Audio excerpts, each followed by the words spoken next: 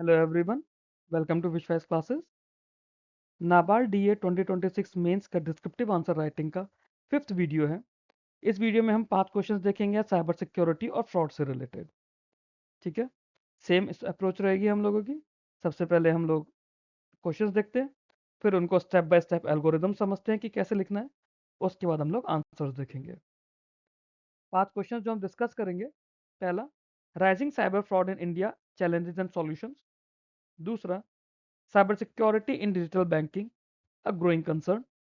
तीसरा, importance of data protection in digital economy. Fourth, role of public awareness in preventing cyber crimes. Fifth, balancing digital innovation and cyber security risk. ये जो 5 question है, ये ऐसे 5 question हैं जो आपको एक इनफॉर्मल लेटर की फॉर्म में भी आ सकते हैं। फॉर एग्जाम्पल, आपको एग्जाम में लेटर दे दिया जाएगा कि अपने ब्रदर के लिए या अपने यंगर ब्रदर के लिए लेटर लिखो और उसको बताओ कि कैसे साइबर सिक्योरिटी के इश्यूज हैं, साइबर फ्रॉड हो रहे हैं इंडिया में। तो कुछ इस तरह का आपको लेटर में लिखने के लिए भी आ सकता है। तो ये वीडियो आप लोगों के लिए इसलिए बहुत ज़्यादा ज़रूरी है, जो डिस्क्रिप्टिव आंसर के साथ-साथ लेटर का भी पार्ट बन सकता है। सबसे पहला question, rising cyber fraud in India. ठीक है, चैलेंजेस एंड सॉल्यूशन। सबसे पहले हम बताएंगे कि साइबर फ्रॉड क्या होता है, हम आंसर में इंट्रोडक्शन देंगे। साइबर फ्रॉड बताएंगे क्या होता है ना, डिजिटल ट्रांजैक्शन के कॉन्टेक्स्ट में और ऑनलाइन फाइनेंशियल सर्विसेज के उसमें। फिर बताएंगे कि कैसे हमारा digital banking, UPI, e commerce और इंटरनेट यूसेज इंडिया में ग्रो कर रहा है। ठीक है, फिर इंट्रोडक्शन को कैसे कंक्लूड किया जाएगा कि जो राइजिंग साइबर फ्रॉड है वो एक मेजर चैलेंज हो गया है इंडिविजुअल बैंक्स और रेगुलेटर्स के लिए। रेगुलेटर्स में यहाँ पे सिर्फ आरबीआई की बात नहीं हो रही है।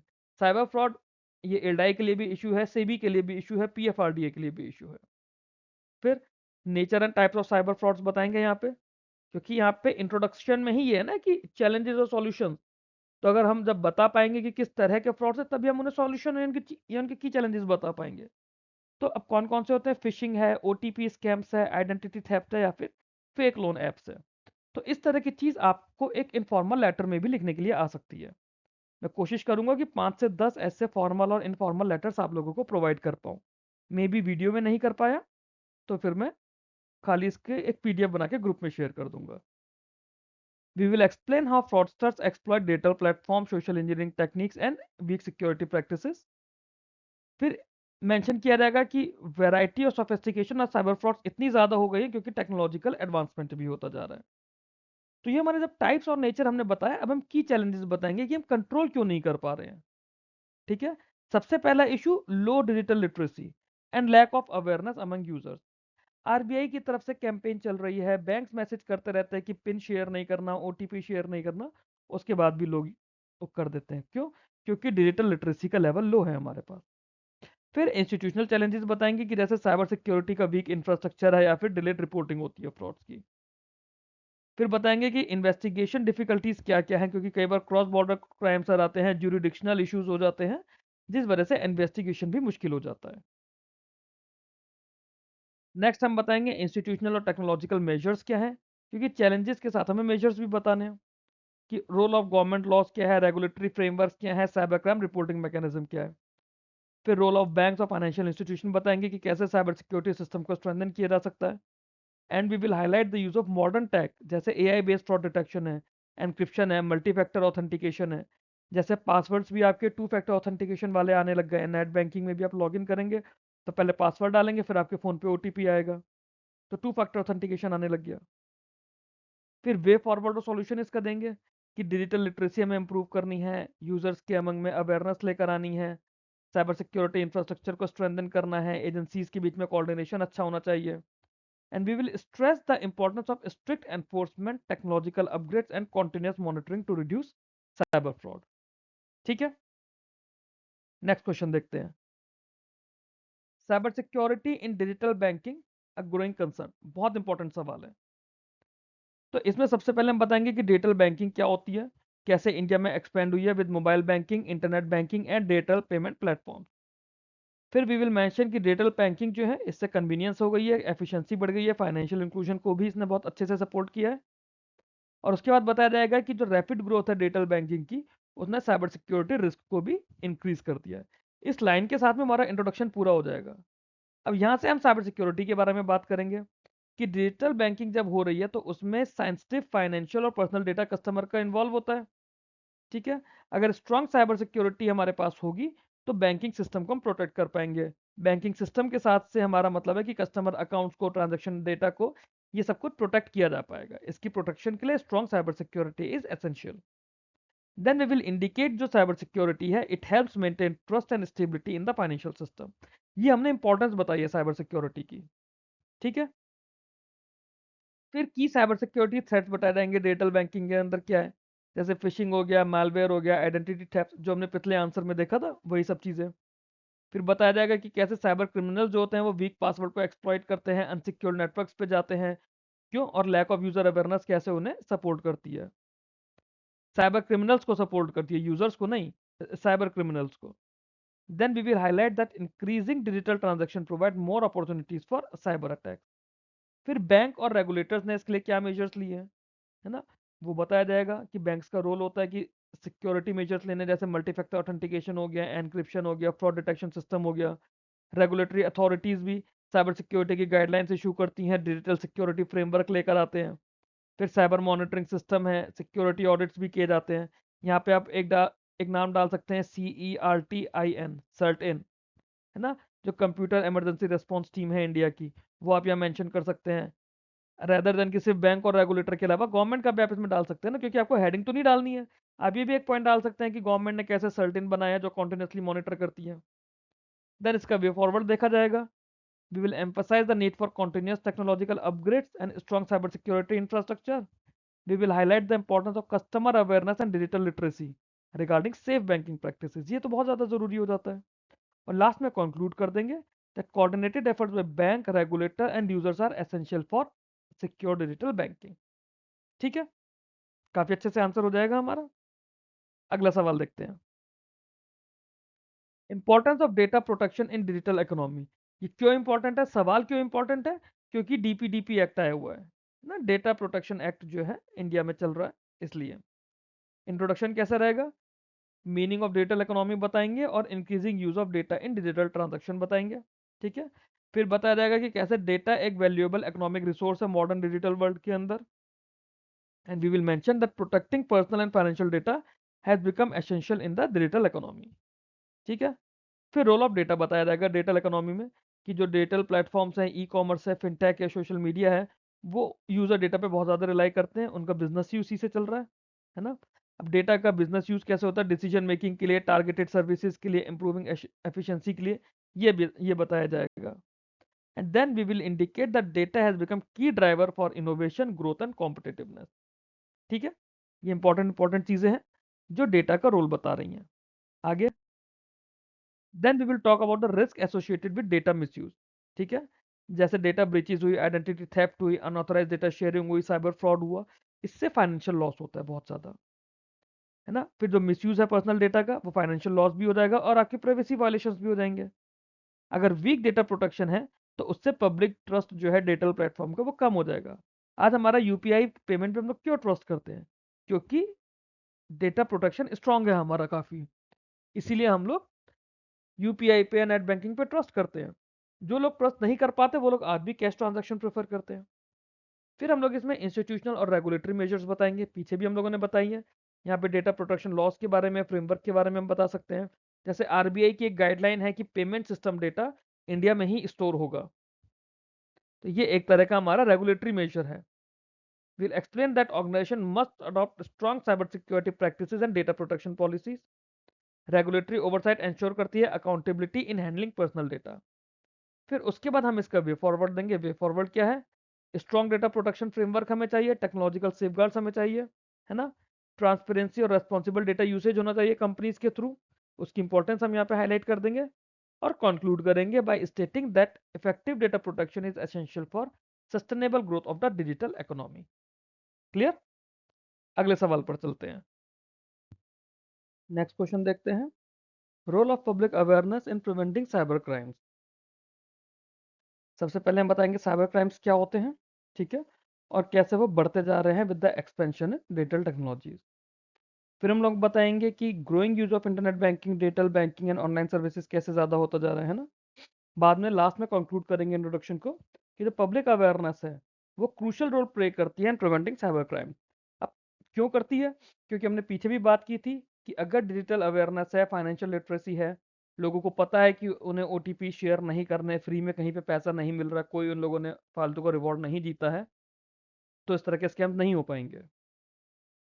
Then increasing exposure to cyber risk, ये हम लोग बताएंगे, है ना, that more people are using smartphone, digital banking, online platform, तो एक्सपोजर भी ज़्यादा बढ़ रहा है, बट उनके पास सेफ ऑनलाइन प्रैक्टिसेस की नॉलेज लैक कर रहे हैं वो। Indicate that this lack of awareness makes individual easy target for cyber criminals. ठीक है, साइबर क्रिमिनल्स ऐसे ही गलीबल लोगों को देखते हैं ना कि जो इजी टारगेट हो। ठीक है, आगे चलते हैं। फिर पब्लिक अवेयरनेस की इंपॉर्टेंस यहाँ पे बताई जाएगी। Explain that awareness helps recognize common fraud methods such as phishing, fake links and OTP scam.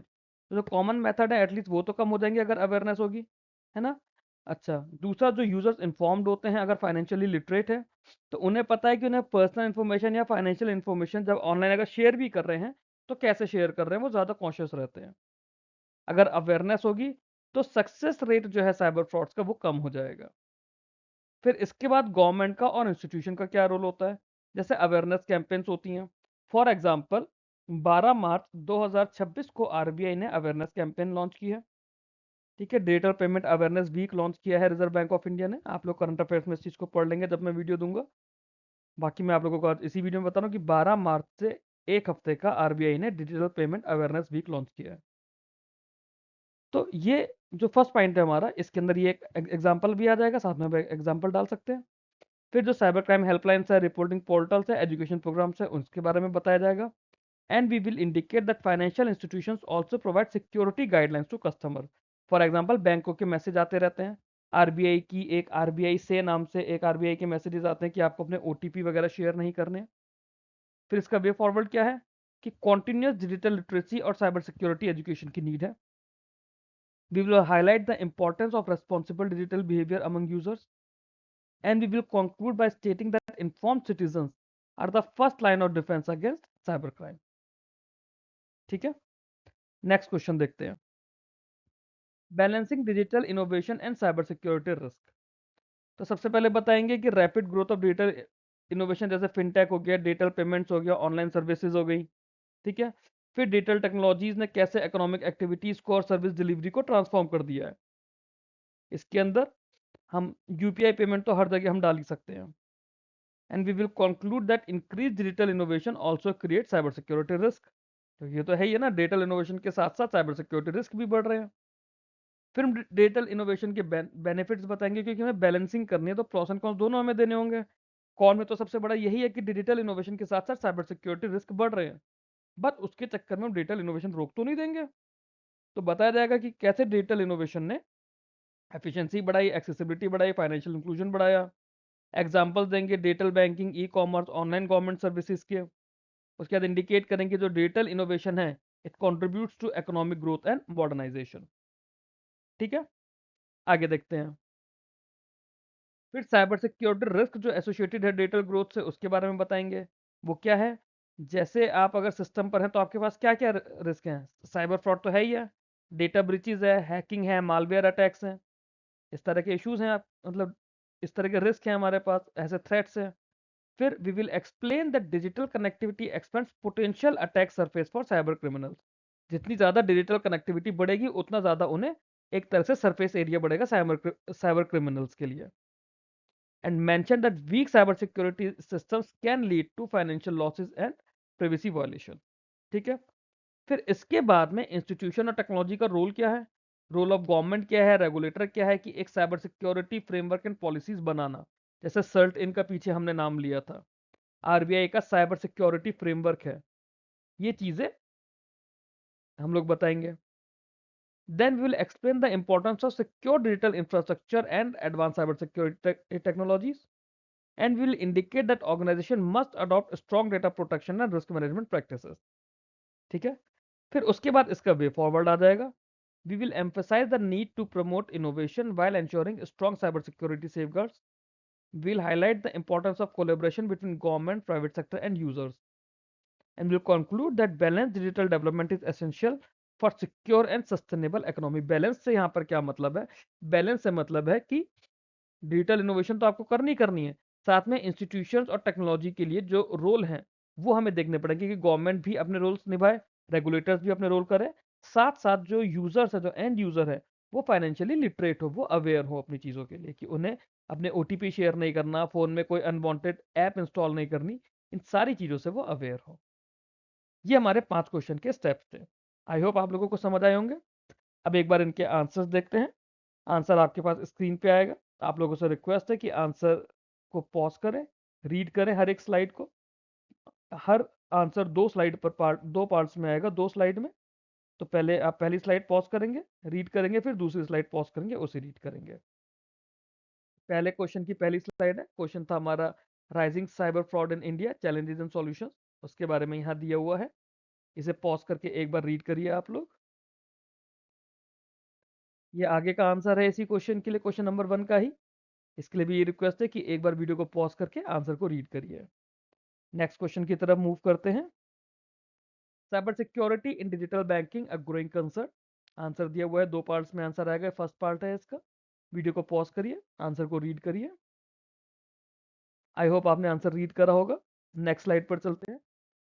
ये इस आंसर का बचा हुआ पार्ट है। डिजिटल बैंकिंग सर्विसेज के साइबर सिक्योरिटी थ्रेट्स के बारे में बताया, उसे एड्रेस करना बताया और उसका कंक्लूजन दिया। पॉज करके एक बार रीड करिए। आई होप रीड करा होगा। अगले क्वेश्चन, अगले आंसर की तरफ चलते हैं। Question 3, importance of data protection in digital economy. ये इसका आंसर का फर्स्ट पार्ट। एक बार वीडियो पॉज करिए, आंसर को रीड करिए। आगे चलते हैं इसमें। ये वीडियो को एक बार पॉज करके आंसर रीड करिए आगे। अब आप लोगों को समझ आ रहा होगा कैसे कैसे आंसर लिखना है। तो जो स्टेप्स हैं उन स्टेप्स के थ्रू एक बार खुद से लिखने की कोशिश करिए। काफ़ी सारे आइडियाज आप लोगों के पास भी होंगे। अपने आंसर्स को बनाइए, आंसर्स कमेंट बॉक्स में रिप्लाई करिए मेरे को। आंसर्स को देखेंगे, एक अच्छा आंसर ओवरऑल निकल कर आएंगे। जब काफ़ी सारे आइडियाज़ मिलेंगे तो एक कॉमन अच्छा आइडिया निकल कर आएगा। ये तो सिर्फ मेरा आइडिया है आंसर लिखने का। हर इंसान अलग अलग तरीके से आंसर लिखेगा। आप लोगों के पास और तरीका होगा आंसर लिखने का। तो एक बार प्रैक्टिस ज़रूर करिए। Question number 4, role of public awareness in preventing cyber crimes. Video pause करके आंसर को रीड करिए। आगे चलते हैं अब। नेक्स्ट क्वेश्चन देखते हैं। Balancing digital innovation and cyber security risk. इसको भी आप एक बार पॉज करके रीड करिए। लास्ट पार्ट आंसर का। वीडियो पॉज करिए, आंसर को रीड करिए, फिर आंसर को खुद से भी लिखने की कोशिश करिए। आई होप ये आंसर्स आप लोगों को समझ आए होंगे। फिफ्थ पार्ट यहाँ पे हमारा वीडियो का कंक्लूड होता है। इसके बाद मैं 6 पार्ट में 5 आंसर्स और लेकर आऊँगा आप लोगों के लिए। ये मेरे अलग अलग टेलीग्राम ग्रुप है, यहाँ पे आप मेरे साथ अपनी रिक्वायरमेंट के अकॉर्डिंगली कनेक्ट कर सकते हैं। Thank you very much for watching this video.